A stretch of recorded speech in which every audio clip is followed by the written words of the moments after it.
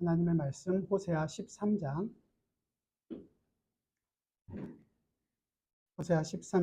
9절에서부터 16절의 말씀입니다. 구약성경 1268페이지 호세아 13장 9절에서부터 16절 하나님의 말씀을 귀 기울여 들어주시기 바랍니다. 이스라엘아, 내가 패망하였나니 이는 너를 도와주는 나를 대적함이니라. 전에 내가 이르기를 내게 왕과 지도자들을 주소서 하였느니라. 내 모든 성읍에서 너를 구원할 자 곧 내 왕이 이제 어디 있으며 내 재판장들이 어디 있느냐. 내가 분노함으로 내게 왕을 주고 진노함으로 패하였노라. 에브라임의 불의가 봉함되었고 그 죄가 저장되었나니 해산하는 여인의 어려움이 그에게 임하리라. 그는 지혜 없는 자식이로다. 해산할 때가 되어도 그가 나오지 못하느니라. 내가 그들을 스올의 권세에서 속량하며 사망에서 구속하리니 사망아, 내 재앙이 어디 있느냐. 스올아, 내 멸망이 어디 있느냐. 뉘우침이 내 눈앞에서 숨으리라. 그가 비록 형제 중에서 결실하나 동풍이 오리니 곧 광야에서 일어나는 여호와의 바람이라. 그의 근원이 마르며 그의 샘이 마르고 그 쌓아둔 바 모든 보배의 그릇이 약탈되리로다. 사마리아가 그들의 하나님을 배반하였으므로 형벌을 당하여 칼에 엎드려질 것이요 그 어린아이는 부서뜨려지며 아이벤 여인은 배가 갈라지리라. 아멘. 뒤에 말씀을 보면 호세아 선지자가 이스라엘을 향하여 하는 그 심판의 메시지가 굉장히 좀 무시무시하다는 걸 보게 됩니다.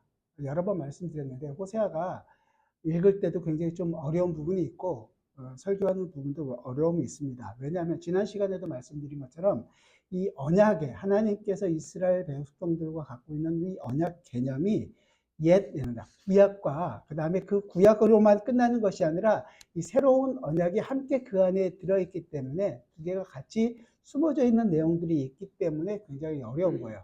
율법대로 살면 너희는 분명히 살 것이다. 율법대로 살지 않으면요. 심판으로 죽을 것이다. 그렇게 해서 끝나면 좋은데 그러지 않고 그럼에도 불구하고 내가 남은 자를 너희에게 두겠다. 이렇게 하나님께서 얘기하시는 부분에 대해서 그러니까 뭐냐면 옛날 구약 언약 기본적으로 갖고 있는 하나님의 그 율법에 대한 언약과 또한 은혜 언약이 함께 나타나고 있는 것 때문에 굉장히 어려움이 있습니다. 뿐만 아니라 히브리어 자체가 가지고 있는 히브리어 자체를 이 호세아 선지자가 좀 어렵게 기록을 하고 있는 부분들도 있어요. 또한 이 내용들 보면 굉장히 좀 시적인 표현들이 있잖아요. 지난주에 본 것처럼 3절에서 그들은 아침 구름 같으며 쉬이 사라지는 이슬 같으며 타작마당에서 광풍에 날리는 쭉정이 같으며 굴뚝에서 나가는 연기 같으리라. 그 심판받아서 사라질 이스라엘 백성들을 표현하는 언어들이 굉장히 시적이잖아요. 시를 해석하는 게 굉장히 좀 어려움이 있잖아요. 우리가 시를 읽어본 지가 하도 오래되셔서 잘 기억을 못 하실지 모르겠지만 원래 가장 그 국어 국문학을 전공하신 분이 그러시더라고요. 가장 국어를 잘하는 사람이 시인이 되고 그렇지 않은 사람들이 제일 못하는 사람들이 그냥 평론가로 끝난대요. 그걸 보면 시인이 갖고 있는 감성을 우리가 다 따라가기에는 좀 어려움이 있죠. 그래서 어려움이 있습니다. 하지만 우리는 이런 것들을 통해서 이스라엘이 바로 이 굴뚝에서 사라져버리는 연기와 같은 될 것이라는 하나님의 무서운 심판의 메시지를 지금 보게 됩니다. 이렇게 된 것은 그들이 지난 시간에 본 것처럼 금송아지 그 우상에 입을 맞췄기 때문이라고 얘기합니다. 하나님께서는 애굽에서부터 나음서부터 너희는 나 외에는 다른 신을 두지 말라. 그리고 그 신에게 절하지 말고 섬기지 말라고 분명하게 얘기했습니다. 그럼에도 불구하고 이스라엘은 금송아지 우상을 만들어서 거기에 입을 맞추었습니다. 하나님께서는 그러한 이스라엘을 향해서 굴뚝에서 나가는 연기같이 다 사라지게 할 것이라고 얘기합니다. 그리고 그냥 없애버리는 것이 하나님의 목적이 아니라 이것을 통해서 하나님 외에 구원자가 없다라는 것을 분명하게 알게 하시겠다는 거예요. 하나님이 누구신지를 알게 하시겠다는 것입니다. 심판의 목적은 그냥 때리고 끝나는 것이 아니라 그 때리는 것을 통해서 하나님이 누구신지를 이스라엘, 하나님의 백성들은 기억하고 하나님께로 돌아오게 하시겠다는 하나님의 손길이 있는 것입니다. 오늘은 계속해서 이 13장 계속해서 9절을 우리 같이 한번 보겠습니다. 본문 9절 말씀을 우리 같이 한번 읽어보겠습니다. 같이 읽죠. 시작. 이스라엘아, 내가 패망하였나니 이는 너를 도와주는 나를 대적함이니라. 호세아 선지자는 이스라엘을 향해서 너희는 패망했다라고 분명하게 얘기합니다. 그러면 이스라엘이 패망한 이유가 뭐예요? 이스라엘을 돕고 있는 하나님을 이스라엘이 대적했기 때문이라고 얘기하는 거죠. 하나님이 이스라엘을 도우시는 참 하나님이세요. 그런데 이스라엘은 참된 도움을 주는 이 하나님을 오히려 대적을 합니다. 그리고 자기를 만족시킬 수 있는, 쉽게 얘기하면 거짓 도움을 주는 다른 신들을 찾아 나선 거죠. 이것이 그들이 패망하게 된 이유입니다. 왜 그러면 이스라엘이 자기를 도우시는 하나님을 대적했을까요? 그거는 자기가 원하는 것을 이 하나님은 들어주시지를 않는 거예요. 그러니까 내가 원하는 방식으로 도와줄 신을 찾고 싶은 거죠. 한마디로 얘기하면, 지금으로 얘기하면 세상의 가치를 가지고 세상에서 인정받을 수 있고 세상에서 대우받을 수 있고 존경받을 수 있는 일들을 나로 하여금 할 수 있는 신을 그들은 찾은 것이었습니다. 그게 하나님이라면 하나님 이름 불러주고, 그게 금송아지면 나는 기꺼이 금송아지에게도 절을 하겠다는 거죠. 그렇게 하나님을 대적한 것이었습니다. 사실 이 얘기는 이스라엘만의 얘기가 아닙니다. 오늘날도 우리는 뭘 구하고 살아갑니까? 우리가 사는 일에 정말로 필요한 것들은 사실은 하나님께서 다 은혜로 허락해 주셨습니다. 우리가 지금 누리고 살아가고 있는 모든 것들이 하나님의 은혜로 살아가고 있습니다. 그런데도 우리는 그러한 것들을 은혜로 공급해 주고 계시는 하나님께는 관심이 별로 없고요. 지금 내 문제를 해결해 줄 수 있는 것, 그 경제적인 문제면 돈, 육체적인 문제면 건강, 명예 같은 사람들의 존경이면 명예, 이런 것들로 자기 자신이 높아지고 자기 자신이 주인이 되고 싶어서 살아가고 있지 않습니까?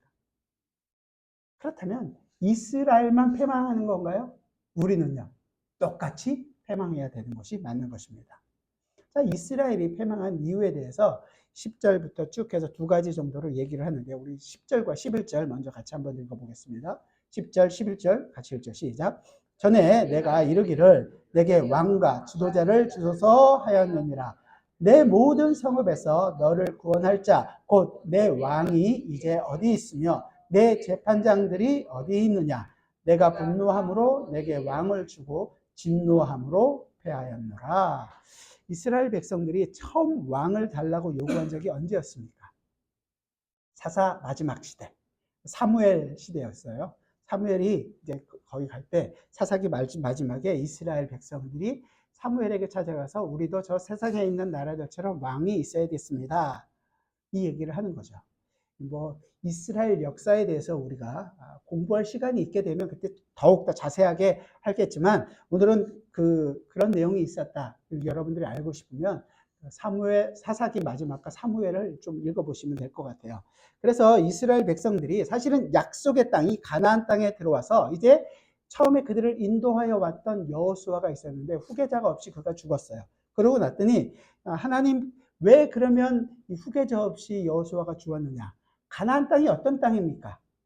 하나님께서 하나님의 백성들과 함께하고 있는 그 땅의 주인은 누구예요? 왕은 하나님이시라는 거 아니에요. 그래서 그 이스라엘 백성들이 가나안 땅에 살면서 하나님이 우리의 왕이고 하나님이 우리를 다스리고 계시며 하나님 나라의 모습으로서 우리가 살아가고 있습니다라는 것을 보이는 것이 마땅한 것이었습니다. 그렇게 하기 위해서 왕이 없었던 거예요. 그런데 그들은 하나님의 말씀을 듣지 않는 거죠. 그 원하시는 대로 삶을 살지 않습니다. 그리고 막상 지도자가 없으니까 이제 백성들은 어떻게 해서 사사기 마지막에 많이 나오는, 왕이 없으므로 자기 소견에 옳은 대로 행하였더라. 그 얘기는 뭐예요? 내 자신이 왕이 되어서 각자 이렇게 자기 마음대로, 지 마음대로라고 할 뻔했어요. 자기 마음대로 살았더라, 이 얘기를 하고 있는 것입니다. 자신들을 애굽 세상에서부터 속량하여 내신 여호와께서 왕으로 다스리고 계신다는 사실을 믿지 않았던 것입니다. 눈에 보이는 것만 따라가는 거죠. 히브리서 11장에서 뭐라 그래요? 믿음은 보지 않는 것을, 보이는 것을 믿는 것이 아니라 보지 않는 것임에도 불구하고 우리가 지금 그 믿음 안에서 그것을 바라보고 있는 것이에요. 그게 믿음이잖아요. 그런데 자꾸만 눈에 보이는 세상의 왕을 구하고 있었던 것입니다. 사무엘상을 한번 찾아보죠. 구약성경 419페이지입니다. 사무엘상 8장.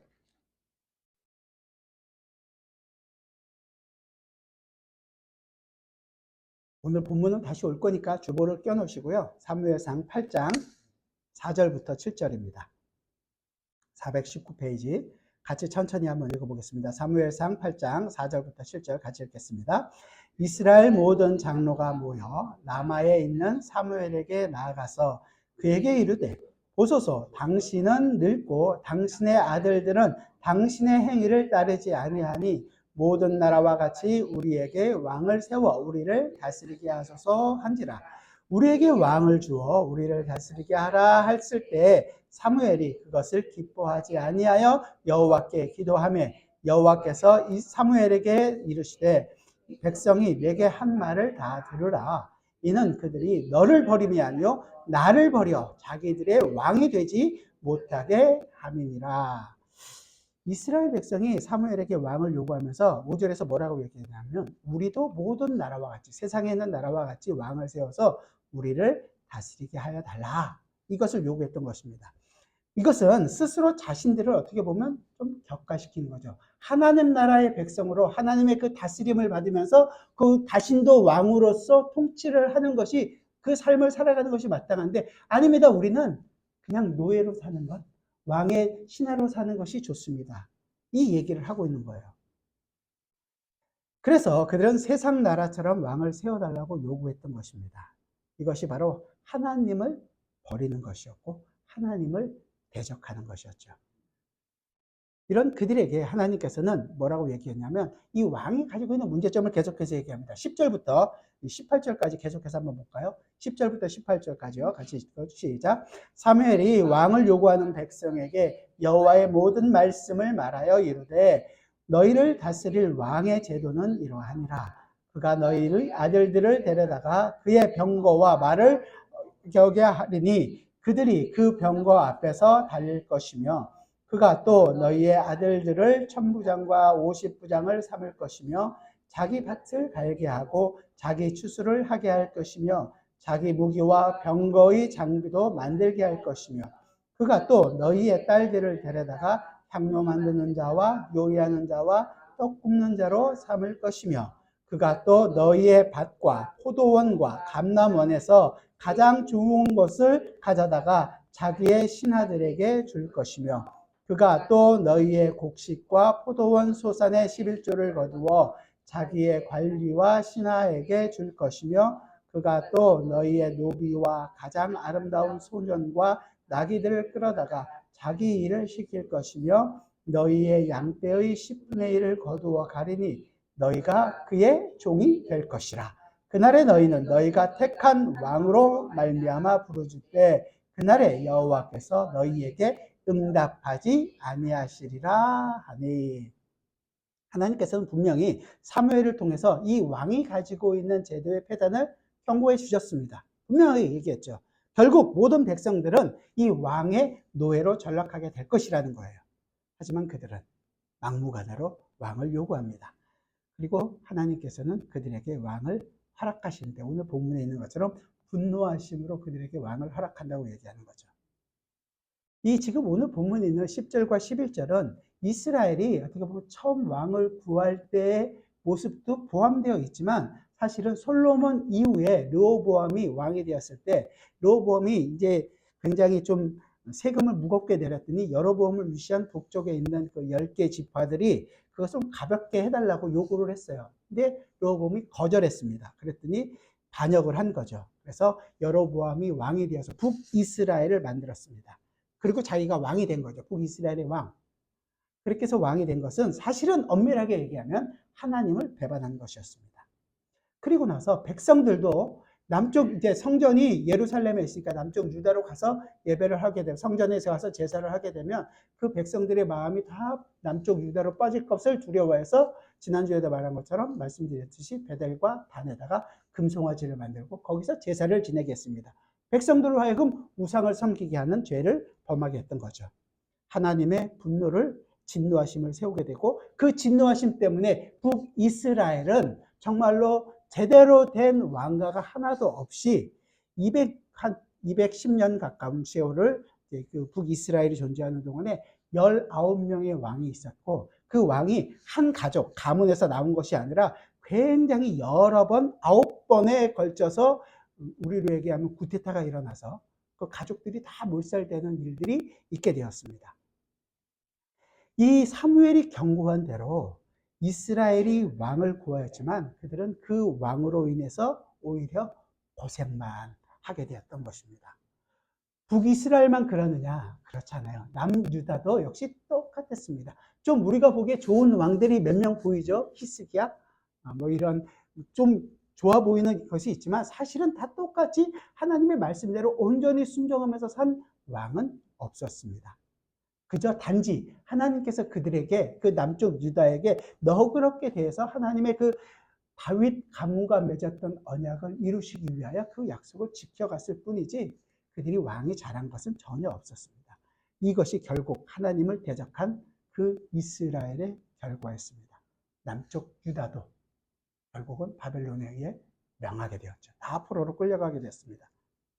하나님의 백성이라면 당연히 하나님이 왕이시고 하나님의 그 왕의 다스림을 받는 것이 그리고 왕으로 하나님을 섬겨야 했습니다. 하지만 그들은 그들이 눈에 보이는 대로 세상의 방법대로 갈기를 원했기 때문에 눈에 보이지 않는 하나님을 바라볼 수가 없었던 것입니다. 그리고 눈에 보이고 자기를 진짜로 책임져 줄 수 있을 것이라고 생각되는 눈에 보이는 왕, 자기를 만족시킬 수 있는 그런 왕을 찾았던 것입니다. 그 왕이 과연 이스라엘을 구할 수 있었을까요? 아니었습니다. 오히려 그 왕들은 자기의 배를 채우기에 바빴죠. 그래서 이스라엘은 자기들이 좋아서 구한 그 왕으로 인해서 고생만 하고 고생한 것뿐만이 아니라 오히려 하나님을 대적하게 되는 그런 결과로 인해서 결국 그들은 다 망하게 되었던 것입니다. 패망하게 된 것입니다. 그래서 이사야 선지자는 얘기하는 거예요. 이사야 2장 22절에서 인생의 도움이 얼마나 허무한지에 대해서 이렇게 얘기합니다. 너희는 인생을 의지하지 말라.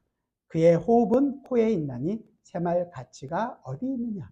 우리 호흡이 길지 않고 영원하지 않다는 것을 분명하게 얘기하는 것입니다. 새말 가치조차 없다는 것이 바로 우리 인생입니다. 그런데 이런 인생의 도움을 구하고 전쟁에서 구원하지 못할 말과 병거를 구하고 살아가고 있다면 우리가 영원히 정말 죽어서도 가져가지 못하는 그 돈을 의지하고 있다면 육신이 점점 후퇴하고 가고 있는 이 육신을 의지하고 있다면 이스라엘과 조금 더 다르지 않은 형편에 처해 있는 것이 우리와 똑같습니다. 시편 기자는 이렇게 얘기합니다. 시편 33편에서요. 많은 군대로 구원 얻는 왕이 없으며 용사가 힘이 세어도 스스로 구원하지 못하도다. 구원하는 데에 군마는 헛되며 군대가 많다 하여도 능히 구하지 못하는도다.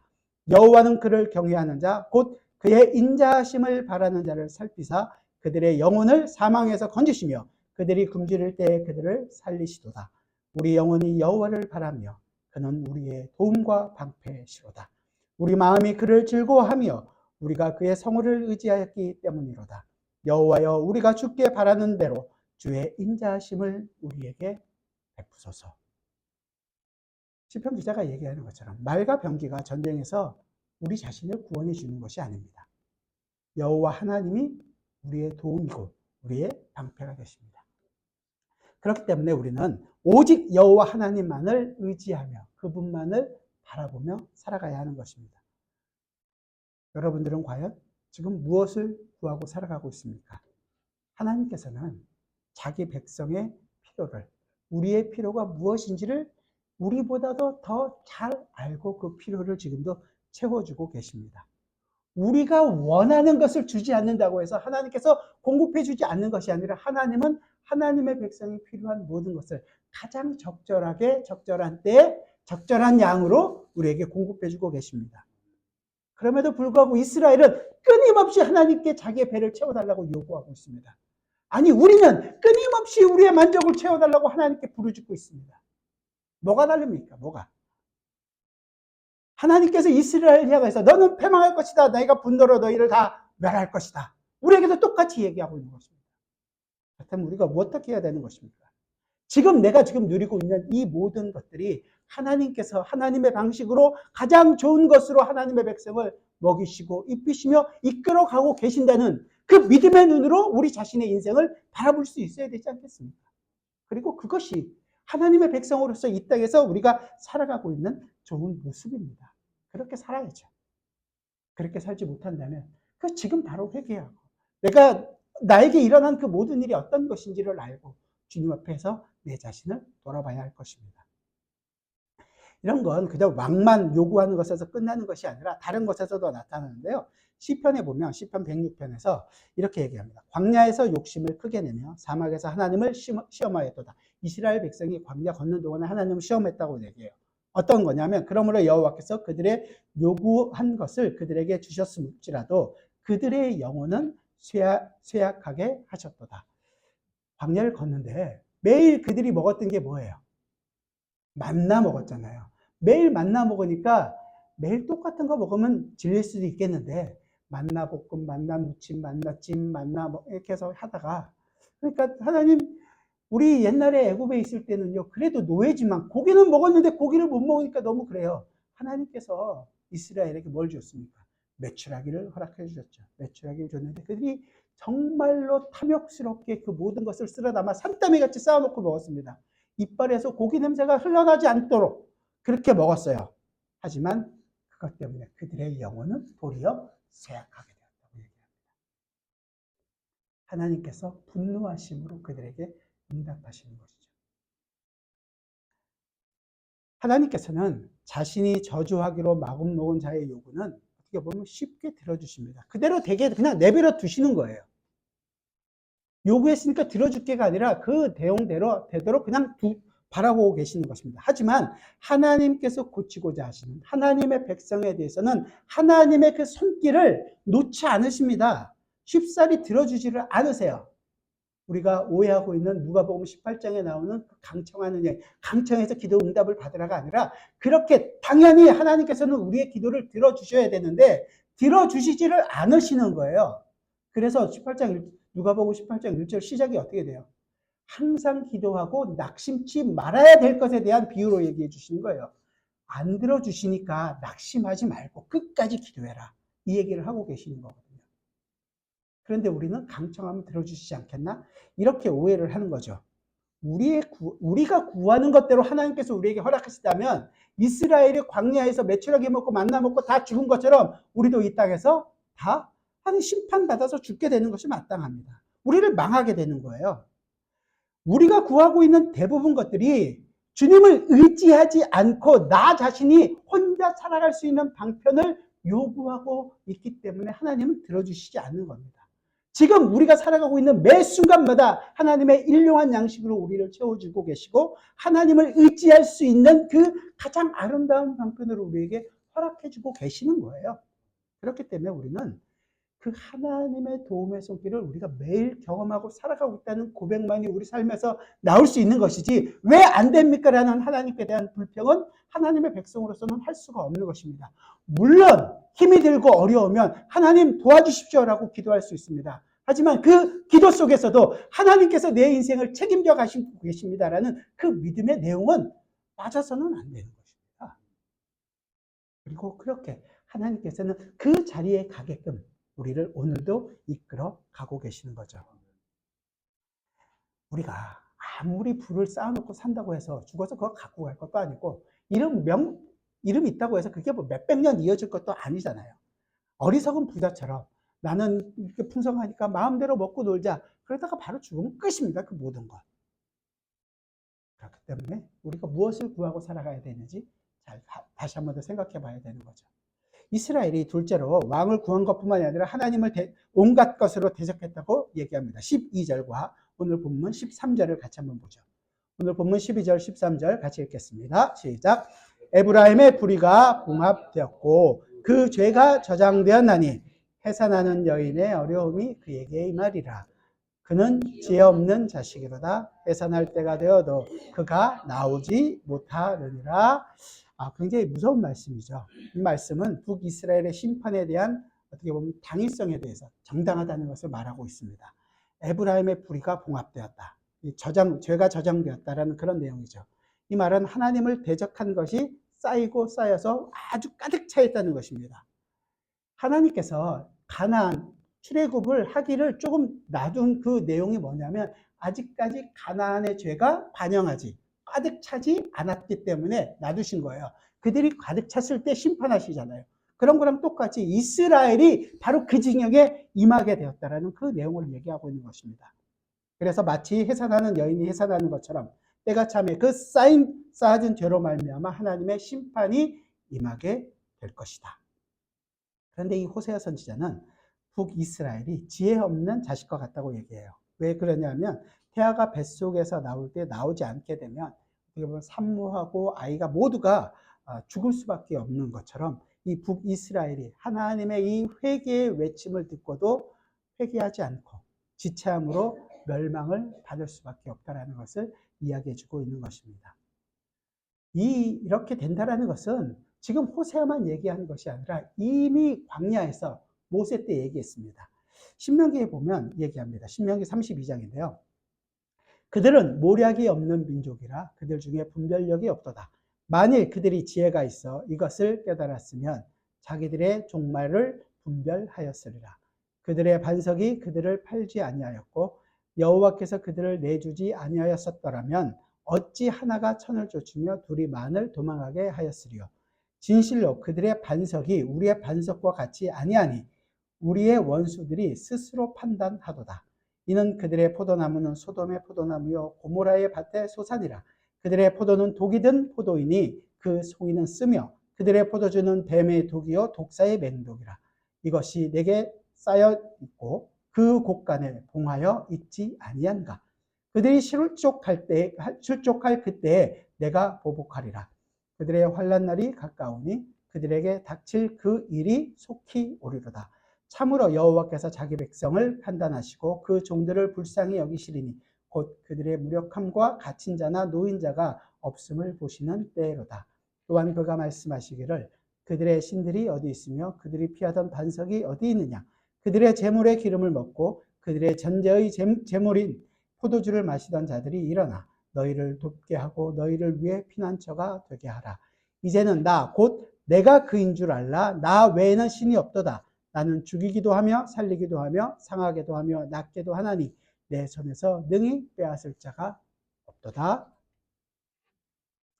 쌓이고 쌓인 죄악에 대해서 하나님께서 심판하실 때 그들이 평소에 의지했던 신들과 자기들이 만들어 놓았던 반석들, 돕게 했던 모든 것들을 보라는 거죠. 결국 그들은 하나님께서 쌓이고 쌓인 죄를 그거 모든 것들을 다 쓸어버리고 심판하시겠다고 얘기하는 것입니다. 근데 이 놀라운 소식은 그렇게 심판하시는 가운데서도 자기 백성은 속죄해 주신다는 내용들이 그 안에도 또한 있어요. 계속해서 신명기 32장 40절 이하에서는 또 얘기합니다. 이는 내가 하늘을 향하여 그 손을 들고 말하기를 내가 영원히 살리라 하였노라. 내가 내 번쩍이는 칼을 갈며 내 손이 정의를 붙들고 내 대적들에게 복수하며 나를 미워하는 자들에게 보응할 것이라. 내 화살이 피에 취하게 하고 내 칼이 그 고기를 삼키게 하리니 곧 피살자와 포로된 자의 피요 대적의 우두머리의 머리로다. 너희 민족들아 주의 백성과 즐거워하라. 주께서 그 종들의 피를 갚으사 그 대적들에게 복수하시고 자기 땅과 자기 백성을 위하여 속죄하시리로다. 하나님께서 대적에게 복수하며 하나님을 미워하는 자들에게 반드시 보응하겠다라고 얘기하는 거예요. 그러나 자기 백성을 위해서는 속죄하시겠다. 모든 것을 심판하시는 속에서도 하나님께서는 하나님 자기의 백성들에 대한 그 속죄를 잊지 않으시는 것입니다. 자, 그러면 하나님을 대적한 사람들이 누구예요? 하나님을 자기 힘으로 삼지 않고 다른 것을 자기 힘으로 삼고 살아갔던 모든 사람들입니다. 예수님을 자기의 힘으로 삼지 않고 다른 것으로 나의 힘을 삼고 있는 사람들, 바로 그런 것들이 하나님을 대적하는 자요 하나님의 원수입니다. 우리 모습은 어떻습니까? 우리가 하나님의 대적으로 살고 있지 않습니까? 우리는 나는 하나님만을 의지하겠습니다 라는 고백입니까? 아니면 그래도 하나님을 의지하지만 날 먹고 살 수 있는 것도 함께 있었으면 좋겠습니다. 그럼 하나님을 온전히 의지하고 있는 것이 아닙니다. 하나님의 백성이라면 이 세상에 대해서는 이미 우리는 죽은 사람들입니다. 하나님 나라의 백성으로서 우리는 이 땅에서 하나님 나라의 백성의 모습을 보이며 살아가는 사람으로 우리가 지금 부름을 받은 거란 말이죠. 그런데 왜 자꾸만 세상에 있는 것으로 승부를 보려고 하는 걸까요? 세상에서 그래도 우리는 잘 되는 것으로 하나님이 나와 함께하고 있다는 것을 증명하고 싶은 것일까요? 그 모든 것들은 사실은 우리에게 지금 주어지고 있는 많은 것들은 내가 그것들을 의지하지 않고 하나님이 나의 왕이시고 나는 하나님의 다스리심을 받고 있습니다라는 것을 증명하게 하기 위해서 우리에게 허락해 주신 것들이란 말이에요. 그렇다면 그것을 가지고 우리가 가지고 있는 부, 아니면 건강, 아니면 어떤 지혜, 아니면 모든 우리가 할 수 있는 능력들, 이 모든 것들을 가지고 우리는 하나님이 나의 왕이시고 나는 하나님의 다스림을 받고 있는 사람이라는 것을 증명하면서 살아야 하는 거예요. 그런데 우리는 자꾸 그것을 잊어버립니다. 왜요? 교회가 이 세상의 가치관과 똑같이 얘기하고 있으니까요. 큰 교회 무슨 일을 크게 하면 하나님의 놀라운 영광을 드러내는 교회라고 생각하고 더 많이 하기 위하여 하고 있지만 사실은 그 일을 하면서 나의 진짜 왕은 하나님이시라는 것을 보이셔야 되는 거예요. 우리가 이렇게 큰 일을 하고 있다는 것을 증명하는 것이 아니라 나는 이렇게 부족하고 나는 계속 내 욕심만을 차려가고 있음에도 불구하고 하나님은 그런 나를 사용하셔서 하나님의 일을 하고 계시더라. 그 하나님이 정말로 나의 왕이시더라. 이것을 고백하게 하는 것입니다. 그 일을 하게 하기 위해서 지금 우리가 이 자리에 모인 거예요. 여러분의 인생이 그 일을 하게 하기 위하여 마지막에 불꽃 아닌 불꽃을 태우게 하시는 거란 말이죠. 끝까지 그 일을 해나가시는 것입니다.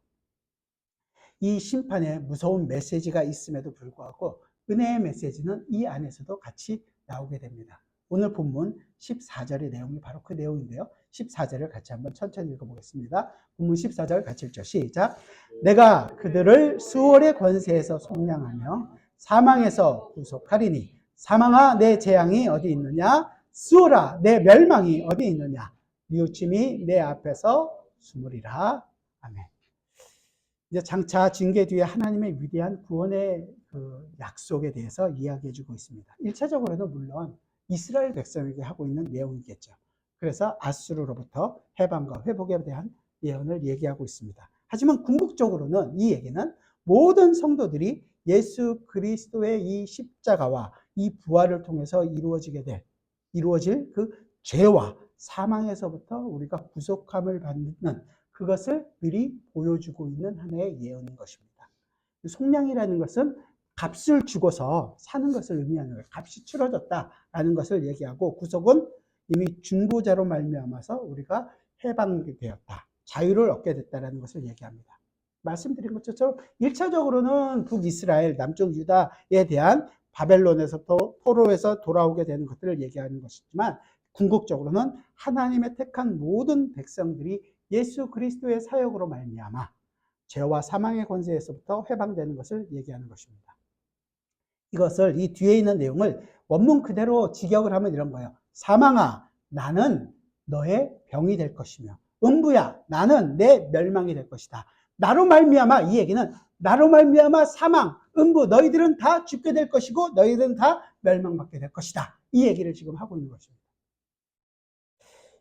여러분들이 잘 살펴봐야 될 것은 진짜 위에서부터 계속 여기 14절까지 오게 돼 13절까지 얘기하고 있는 분은 이스라엘에서 심판하겠다고 얘기하는 분은 하나님이세요. 그렇죠? 하나님인데 이 하나님께서 죽음과 이 무덤의 지배로부터 너희들을 속량해 내겠다, 구속하시겠다라고 선언해주고 계시는 내용인 거예요.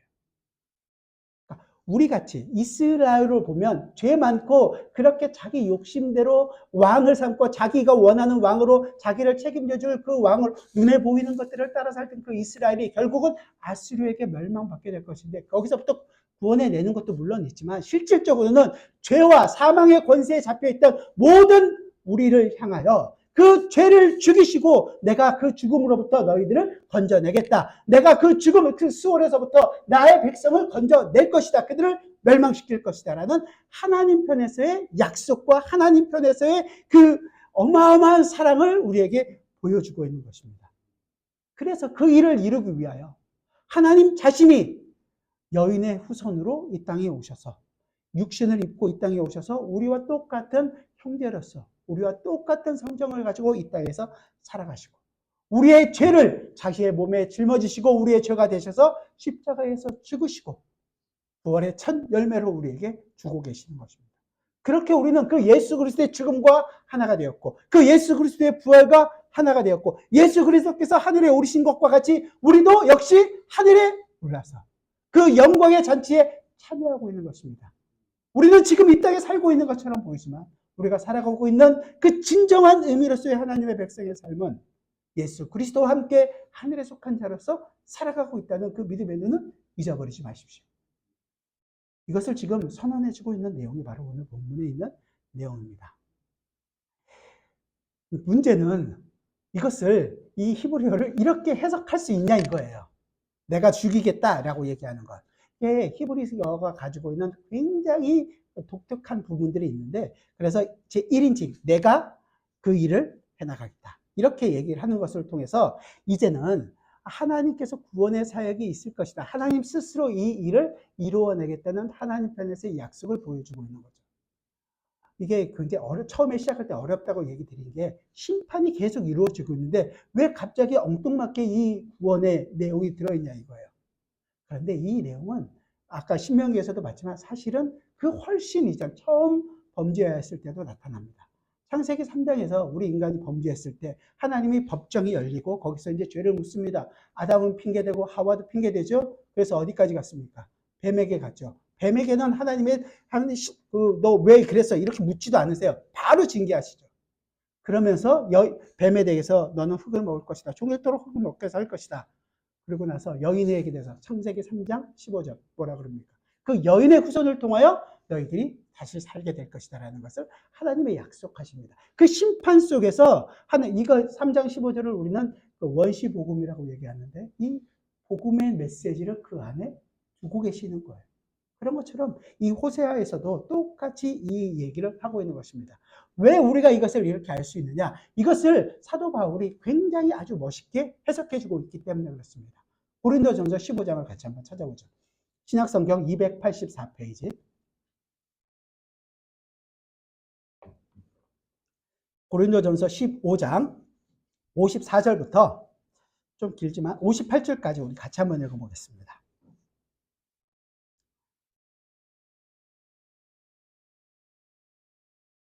55절에 있는 내용만 있지만 사실은 같이 54절부터 58절까지 같이 읽어봅시다. 시작. 이 썩을 것이 썩지 아니함을 입고 이 죽을 것이 죽지 아니함을 입을 때에는 사망을 삼키고 이기리라고 기록된 말씀이 이루어지리라.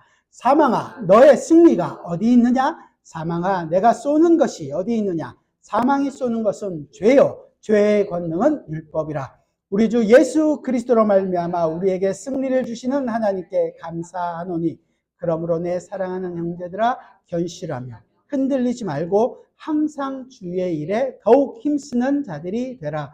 이는 너희 수고가 주 안에서 헛되지 않은 줄 알미라. 아멘. 이 호세아 선지자가 얘기했던 이 선지자의 말씀을 통해서 이 내용이 이제 바울이 그 내용을 어떻게 해석하는 거냐 하면 모든 사망을 삼키고 이기리라고 기록된 말씀을 이루셨다는 거예요. 누가요? 이 고린도전서 15장은 부활장이고 예수 그리스도의 부활이 어떤 내용인지를 쭉 설명하고 마지막 결론과도 같은 부분이에요. 예수 그리스도의 부활이 갖고 있는 의미가 사망을 이겼다는 거죠. 어떻게? 예수 그리스도가 죽으심으로 그 사망을 죽이시고 사망이 쏘는 것, 그 율법이 갖고 있는 힘을 예수 그리스도께서 율법 아래 오셔서 그 율법의 모든 요구를 온전히 다 이루심으로 말미암아 완성하심으로 이루어내셨다는 것입니다. 그렇게 이루어내셨다는 거죠. 그래서 성도들에게 요구하는 거예요.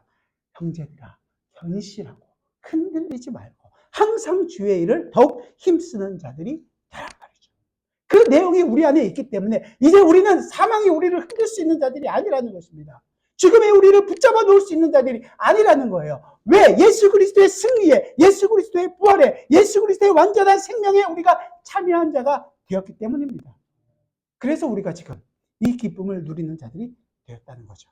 그리고 14절 마지막에 뉘우침이 내 눈앞에 스물이라고 얘기하는 것은 그 약속이 반드시 이루어지게 될 것입니다 라는 것을 얘기해 주는 것이고, 결국은 예수 그리스도께서 때가 차면 이 땅에 오셨고 온전히 그 일을 이루셨고 지금은 그 일을 다 이루시고 하늘 보좌 우편에 앉아 계십니다. 마지막에 그 일이 마지막 다시 오실 때 완전한 심판으로 하나님의 나라가 완성될 것을 우리는 바라볼 수 있게 되는 것입니다. 오늘 본문 15절과 16절은 마지막으로 이렇게 얘기합니다. 15절과 16절 같이 보겠습니다. 그가 비록 형제 중에서 결실하나 동풍이 오리니 곧 광야에서 일어나는 여호와의 바람이라. 그의 근원이 마르며 그의 샘이 마르고 그 쌓아둔 바 모든 보배의 그릇이 약탈되리로다. 사마리아가 그들의 하나님을 배반하였으므로 형벌을 당하여 칼에 엎드려질 것이요 그 어린아이는 부서지며 아이벤 여인은 배가 갈라지리라. 이런 내용을 보면 좀 무시무시하죠. 하지만 이 호세아 선지자가 북이스라엘이 자기들의 죄로 말미암아 파멸이 임하게 된다는 것을 아주 강조하고 있고 그 일이 무시무시하다는 것을 분명하게 우리에게 지금 얘기해 주고 있는 것입니다. 그렇기 때문에 이스라엘은 이 메시지가 떨어지는 순간, 메시지를 받는 순간 그들은 하나님께로 회개하고 돌아갔어야 했습니다. 이스라엘이 돌이켰을까요? 그렇지 않습니다. 우리 인간은 하나님께로 돌아가기를 너무너무 싫어합니다. 아니 끝끝내 반역하고 끝끝내 돌아가고 끝끝내 내 자신이 하나님이 되고자 하는 그 욕심을, 그 마음을 버리질 않습니다. 그래서 그 일을 이루시기 위하여 하나님이신 독생자 예수 그리스도께서 이 땅에 오십니다. 우리와 똑같은 인간이 되셔서 이 땅에 오셔서 우리의 죄를 짊어지시고 죄가 되셔서 십자가에 죽으셨습니다. 그리고 다시 부활하시고 그 내용이 어떤 것인지 우리에게 이 성찬의 말씀을 통하여, 성찬을 통하여 우리에게 기억하기를 원하시는 것입니다. 우리는 이제 이 성찬을 통하여 내가 지금 먹고 마시는 것이 그저 단순히 예수 그리스도의 몸을 상징적으로만 의미하는 것이 아니라 바로 그것이 예수 그리스도께서 나와 함께 하셔서 나로 하여금 예수 그리스도를 살아가는 그 하나님의 백성이 되게 하신다는 것을 다시 한 번 더 기억하는 것입니다. 그리고 그 예수 그리스도로 말미암아 내가 한순간도 그 예수 그리스도의 은혜와 저버려서는 살 수 없다라는 것을 고백하게 하시는 것입니다. 성령 하나님께서 여러분 마음에 그 예수 그리스도 없이는 내가 살 수 없다라는 것을 기억하게 하시고 나의 진정한 주인이고 나의 진정한 왕은 예수 그리스도 한 분뿐이라는 것을 기억하시고 세상의 어떤 것에 눈 돌아가는 것이 아니라 오직 예수 그리스도만을 바라보면 하나님의 백성이 되기를 주님의 이름으로 부탁드립니다. 기도하겠습니다. 주님, 우리가 이 사망으로 말미암아 영원히 죽어있던 자였습니다. 수월의 권세 아래 누워서 우리에게서는 도저히 생명이라고는 찾아볼 수 없는 자들이었습니다. 그런 우리에게 생명을 주시기 위하여 독생자 예수 그리스도께서 이 땅에 오셨고 우리의 죽음을 그리스도의 죽음으로 죽여주셨고 이제 우리로 하여금 부활의 생명을 허락하여 주시니 감사합니다. 주님, 우리가 다른 어떤 것으로 눈을 돌리는 것이 아니라 주님께서 이제 나의 왕이시며 나의 주인이시며 나의 인도자이시는 것을 항상 고백하며 살아가게 하여 주시고 그 어떤 것으로도 흔들리는 것이 아니라 주님과 동행하는 참 기쁨을 마음껏 누리며 살아갈 수 있는 주님의 백성들이 되게 하여 주옵소서. 이제 함께 주님의 성찬을 우리가 나누고자 합니다. 이 성찬의 의미를 정말로 우리 마음속 깊이 새기며 예수 그리스도와 하나 된 그 기쁨을 우리가 살아가는 땅에서 평생을 누리며 살 수 있는 저희 모두가 되게 하여 주옵소서. 예수 그리스도의 이름으로 기도드리옵나이다. 아멘.